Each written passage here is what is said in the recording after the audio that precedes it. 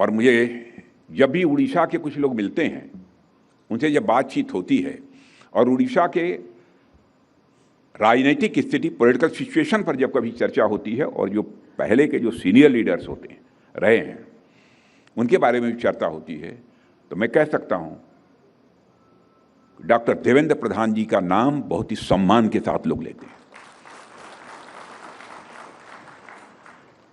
अब उड़ीसा में ऊर्जा और पेट्रोलियम क्षेत्र में भी उन्होंने इन्वेस्टमेंट को बढ़ाने के लिए भी कुछ पहलें की हैं और राष्ट्रीय और अंतर्राष्ट्रीय स्तर पर जहां पर भी बातचीत की जा सकती है वह भी उन्होंने करने की कोशिश की है। एक उनके मन की तड़पन थी कि हमारे उड़ीसा की गरीबी समाप्त होनी चाहिए, इस उड़ीसा के आर्थिक हालात बेहतर होना चाहिए और उस सपने को पूरा करने के लिए जो कुछ भी थोड़ा बहुत समय सरकार में रहते हुए काम करने को उनको मिला है, उस समय उन्होंने करने की अपनी तरफ से भरपूर कोशिश की है। और इस सच्चाई को कोई नकार नहीं सकता है कि भारतीय जनता पार्टी को उड़ीसा में एक मजबूत ताकत बनाने में डॉक्टर देवेंद्र प्रधान जी का जो योगदान है, उस योगदान को कभी भुलाया नहीं जा सकता। 3 बार वह भारतीय जनता पार्टी के यहां अध्यक्ष रहे हैं और इन तीनों कार्यकाल के दौरान उन्होंने राज्य में पार्टी के संगठन को जमीनी स्तर पर मजबूत करने की कोशिश की है और कार्यकर्ताओं के साथ एक सीधा संवाद स्थापित करना, कार्यकर्ताओं के साथ भावनात्मक रिश्ता स्थापित करना, यह एक उनका स्वभाव था। That was the part of his nature. और मैं समझता हूं कि आज जो पार्टी यहां पर मजबूती के साथ अपने पैर जमा चुकी, आज गवर्नमेंट है जिस पार्टी की, हमको ये नहीं भूलना चाहिए, इसमें बहुत लोगों ने अपना पसीना बहाया है, अपना खून बहाया है और हमारे डॉक्टर देवेंद्र प्रधान जी का एक मेजर कंट्रीब्यूशन इसमें रहा है, क्योंकि लगभग 6 वर्षों तक उन्होंने पार्टी को यहाँ पर लीड किया है। इसलिए मैं कह रहा हूँ यह कोई एग्जेगरेशन नहीं है, अतिशयोक्ति की बात नहीं है और यही कारण है कि आज यहाँ पर पार्टी इतनी मजबूत है। कहा जा सकता है कि उड़ीसा में भारतीय जनता पार्टी को खड़ा करने में और जनता के बीच पार्टी की एक्सेप्टेबिलिटी, पार्टी की स्वीकार्यता को बढ़ाने में उन्होंने बहुत ही महत्वपूर्ण भूमिका निभाई है। कितनी महत्वपूर्ण भूमिका निभाई, इसको मापने का कोई पैमाना नहीं होता, कोई पैरामीटर नहीं होता है, लेकिन महत्वपूर्ण भूमिका निभाई है। और पार्टी, चूंकि भारतीय जनता पार्टी एक विचारधारा वाली है, मैंने एक ऐसी राजनीतिक पार्टी है जिसकी एक अपनी पॉलिटिकल थॉट है, जिसकी एक अपनी आइडियोलॉजी है, उस आधार पर काम करने वाली पार्टी है और इस आइडियोलॉजी, इस पॉलिटिकल थॉट के आधार पर जीवन भर उन्होंने काम किया है और उसी आधार पर कार्यकर्ताओं को ट्रेंड करने की उन्होंने अपनी तरफ से कोशिश की है।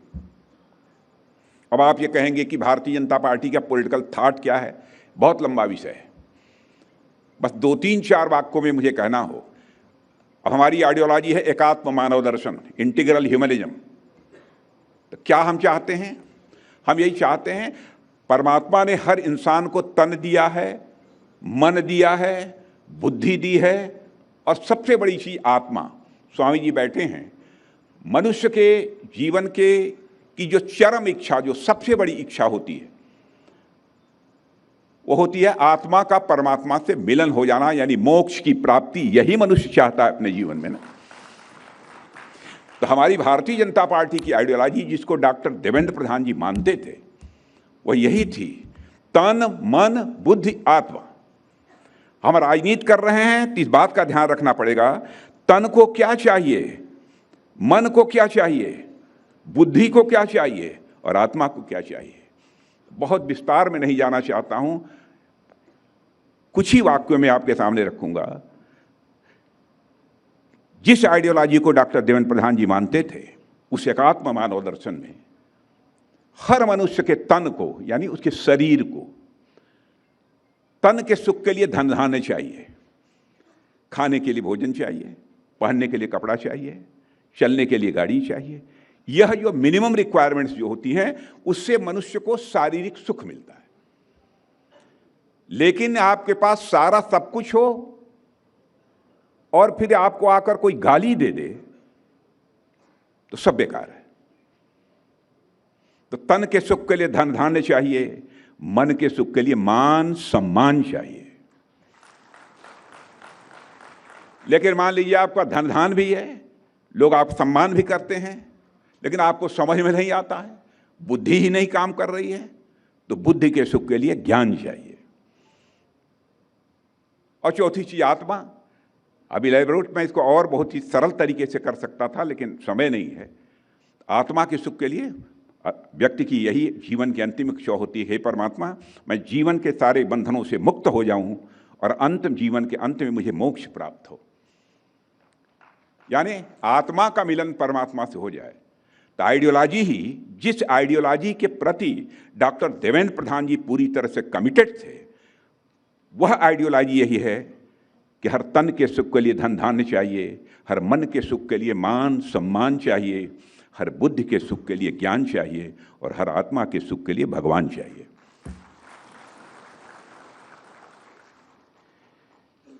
और उनके बहुत सारे कॉन्ट्रीब्यूशंस हैं। उड़ीसा में 1998 में कि लोकसभा चुनाव का एक महत्वपूर्ण परिणाम, जिसमें कि भारतीय जनता पार्टी को कुछ अच्छी सफलता मिल गई थी, उसमें हमारा केंद्रीय नेतृत्व भी मानता था कि उनका अथक परिश्रम, उनका दूरदर्शी नेतृत्व और उनकी जो ऑर्गेनाइजेशनल स्किल थी, संगठनात्मक जो कौशल था, उसकी एक बहुत महत्वपूर्ण भूमिका रही है। और उसके पहले तो हालत यह थी कि भारतीय जनता पार्टी एक सीट भी जीतने की यहाँ संभावना पहले नहीं हुआ करती थी। यदि मुझे कहना हो तो मैं कह सकता हूँ कि उड़ीसा भारतीय जनता पार्टी का भीष्म पितामह कौन है, तो मैं सीधा सीधा बिना सोचे विचारे कहूँगा, उड़ीसा का भीष्म पितामह यहाँ की भाजपा की राजनीति का किसी को कहा जा सकता है तो डॉक्टर देवेंद्र प्रधान जी को कहा जा सकता है। क्योंकि दोनों चीज़ थी, एक सक्रियता भी थी, सक्रियता के साथ साथ पार्टी की आइडियोलॉजी, पार्टी के पॉलिटिकल थॉट, इसके प्रति उनका एक कमिटमेंट भी था और राजनीति की जटिलताओं को भी अच्छी तरह समझते थे। और मित्रों, आप सबको जानकारी होगी कि राम मंदिर निर्माण जब अयोध्या में जब वो अभियान चल रहा था, आंदोलन चल रहा था 30 साल पहले, तो राम मंदिर बनना चाहिए, अब जाकर राम मंदिर बना है साल डेढ़ साल पहले। उसके लिए 30 साल पहले उड़ीसा में घूम घूम कर सारे कार्यकर्ताओं को लगाकर कि राम मंदिर बनना है, उसके लिए ईंट संग्रह कराने का काम भी किसी ने किया, तो डॉक्टर धर्मेंद्र प्रधान जी ने किया।